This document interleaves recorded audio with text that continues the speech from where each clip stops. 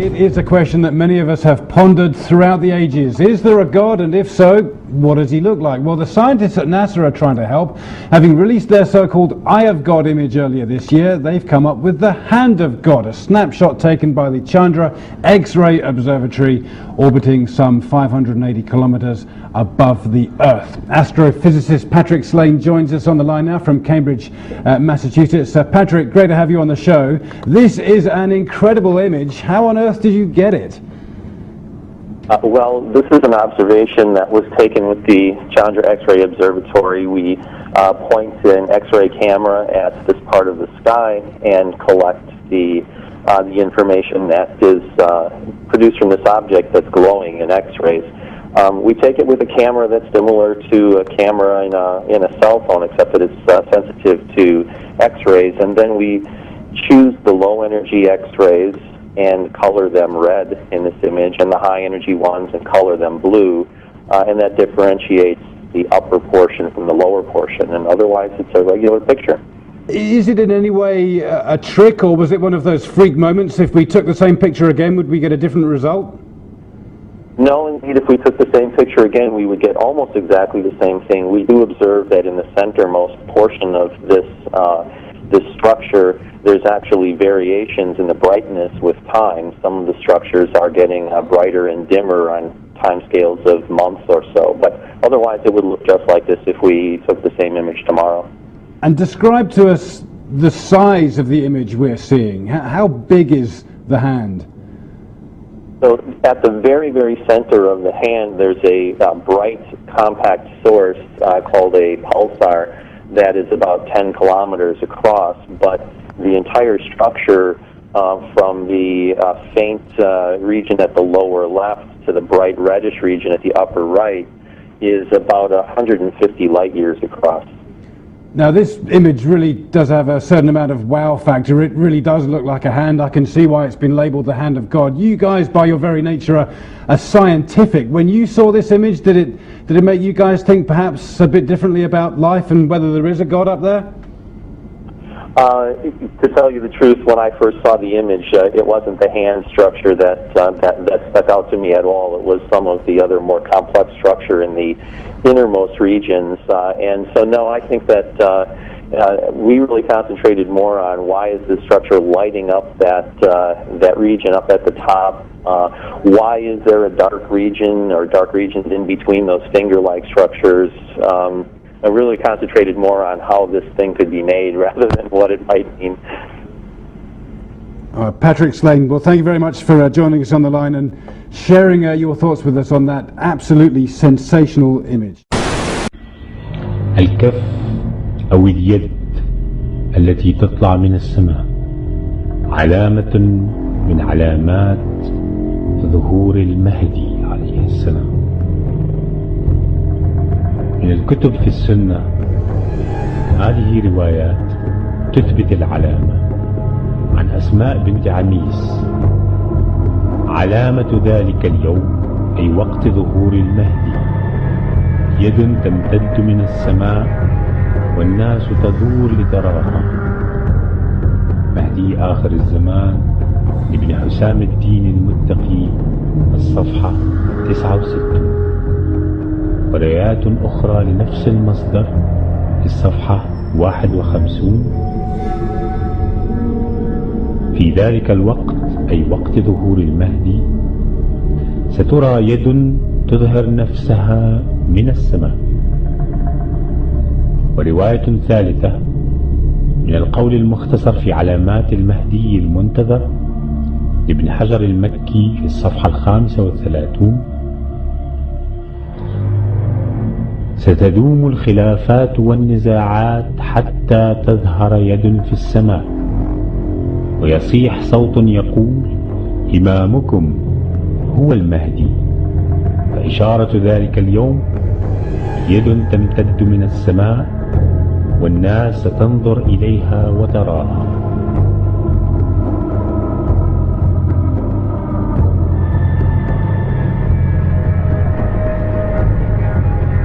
ومن كتب الشيعة جاء مثلا في الغيبة للنعماني في الصفحة 252 عبد الله بن سينان عن أبي عبد الله عليه السلام أنه قال: النداء من المحتوم، والسفياني من المحتوم، واليماني من المحتوم، وقتل النفس الزكية من المحتوم، وكف يطلع من السماء من المحتوم.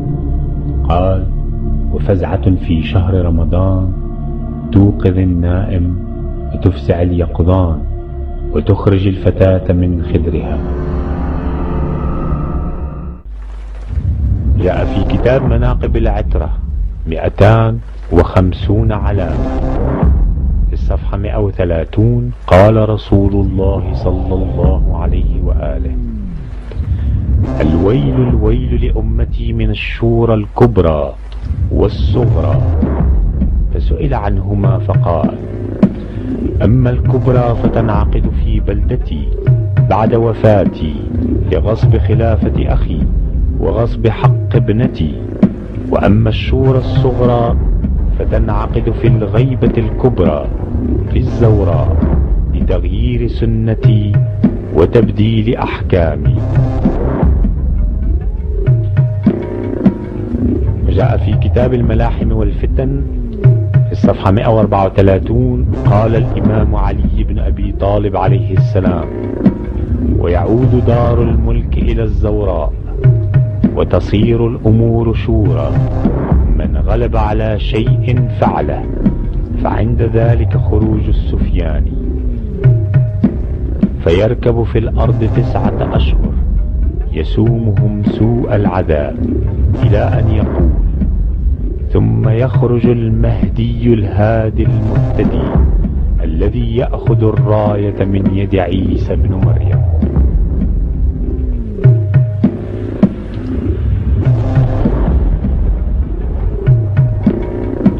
وفي بشارة الإسلام الصفحة 104: قال أمير المؤمنين عليه السلام: إذا صاح الناقوس إلى أن يقول: وعقدت الراية لعمالقة كردان قادة الأكراد وشيوخهم، فتوقعوا ظهور مكلم موسى على الطور.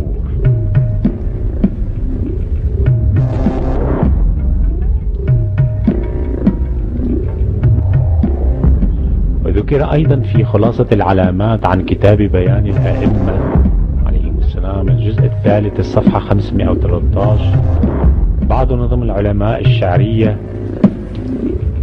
في العلامات، ومنها ما كتب الشيخ محي الدين في العلائم، وهذه طائفة منها. يقول: ولا تزال جيوش الترك سائرة حتى تحل بأرض القدس عن ساق، وتملك الكرد بغدادا وساحتها إلى خريسان من شرف لا عراق، وتأتي الصيحة العظمى فلا أحد ينجو ولا من حكمه باق.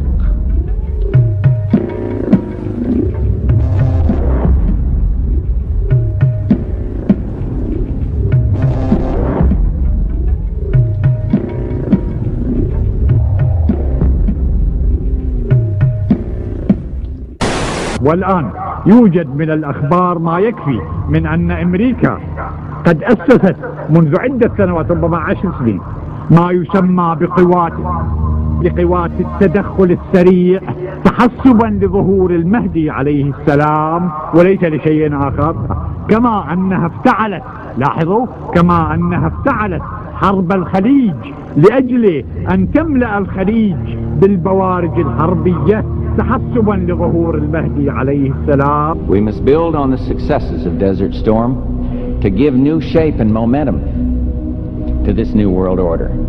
كما أنه من الأكيد أن له في البنتاغون ملفا كاملا وضخما عن أخباره التي تستطيع أمريكا جمعها، حتى قالوا أنه يفتقر فقط إلى الصورة الشخصية له، طبعا وهي مفقودة. The quest for the new world order is in part a challenge to keep the dangers of disorder at bay. ولا شك أيضا أنها تأخذه بنظر الاعتبار في كمبيوتراتها السياسية كأحد أهم المحتملات للتغيير الاجتماعي الممكن حصوله في الشرق المسلم. Only when this transformation is complete will we be able to take full measure of the opportunities presented by this new and involving world order. The new world order really is a tool for addressing a new world of possibilities. This order gains its mission and shape not just from shared interests, but from shared ideals. طبعا مع التعتيم التام على كل هذه الأمور، وعلى أي حال فيكون من الحكمة الإلهية إخفاء موعد ظهور المهدي وبقاء الموعد غامضا مجهولا منوطا بإذن الله سبحانه وتعالى. الأمر الرابع الإشارة في التوقيع الشريف إلى أن ما جاء في خطاب السيد الصدر قبل قتله رحمة الله عليه هو إخبار أو لنقل تنبؤ بالمخطط الأمريكي لاحتلال العراق قبل سنوات من وقوعه. وقد كشف في خطابه بكل وضوح السبب الحقيقي الذي دفع أمريكا للقيام باجتياح واحتلال العراق فيما بعد. والسبب ليس هو تدمير أسلحة الدمار الشامل والأسلحة النووية، وليس أيضا نشر الديمقراطية في العراق أو الحرية كما يقول السياسيون، ولا أيضا بغرض النفط كما يدعي بعض خصوم أمريكا مثلا، بل بين بأنه تحسبا لظهور المهدي المنتظر عليه السلام. وقال في خطابه أن أمريكا كانت تعرف بظهور الإمام عليه السلام ولديها معلومات أكيدة بهذا الخصوص محفوظة لديها في دوائر البنتاغون، فقط تفتقر إلى صورته. وهذه المعلومات جمعتها استخباراتها وكمبيوتراتها والوسائل التقنية المعلوماتية والاستخباراتية الأمريكية منذ سنين. ولهذا السبب أيضا لمحاربة المهدي يقول السيد الصدر: حشدت أمريكا جيوشها في الخليج وخططت لاحتلال العراق، وفعلا احتلت العراق استعدادا لمواجهة ومحاربة الإمام المهدي عليه السلام ومخططه لإقامة دولة العدل الإلهي التي ستفني حاكمية الناس والدجال الأكبر أمريكا والديمقراطية وتنصيب الناس للناس. وقد بين بوش في مواقف كثيرة أن حربه في العراق كانت بأمر الرب كما يزعم.